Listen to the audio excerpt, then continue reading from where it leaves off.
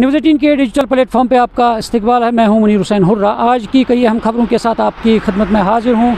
पहली खबर यह है कि टंगमरग के शाहिद मीर ने एक शानदार खेलों की कामयाबी हासिल की है। इन्हें Indian Street Premier League ISPL में बेंगलुरु स्ट्राइकर्स ने 3 लाख रुपए में साइन किया है और उनका इंतखाब मुसलसल बेहतरीन कारकर्दगी, मेहनत और स्ट्रेट क्रिकेट में नुमाया तरक्की का नतीजा है, जिसने वाहिगुंड, टंगमरग और ज़िले बारामूला में खुशी की लहर दौड़ा दी है।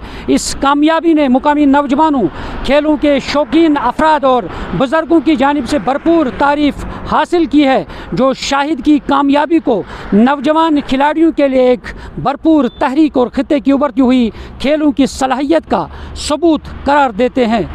शाहिद मीर की अगर हम बात करते हैं, शाहिद मीर ने जो स्पोर्ट्स क्लब बारामूला है और अपने अहल खाना, कोचज़ और हामियों का मुसलसल ताउन पर शुक्रिया अदा किया है और मेहनत करने और अपने गाँवों और ख़ासकर वाहिगुंड और ज़िला और जम्मू कश्मीर का नाम रोशन करने का उन्हें वो हौसला देता है।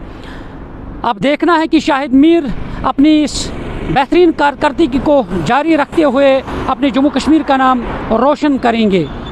एक और ख़बर यह है कि शुमाली कश्मीर के पटन के नूरीपुरा में पीने के साफ पानी की किल्लत बदस्तूर जारी है और लोग इल्ज़ाम लगा रहे हैं न यहाँ पे अंदरूनी वाटर पाइपलाइन बिछाई गई है और न ही पीने का साफ पानी के लिए कोई वाफिर इंतज़ाम किया गया है।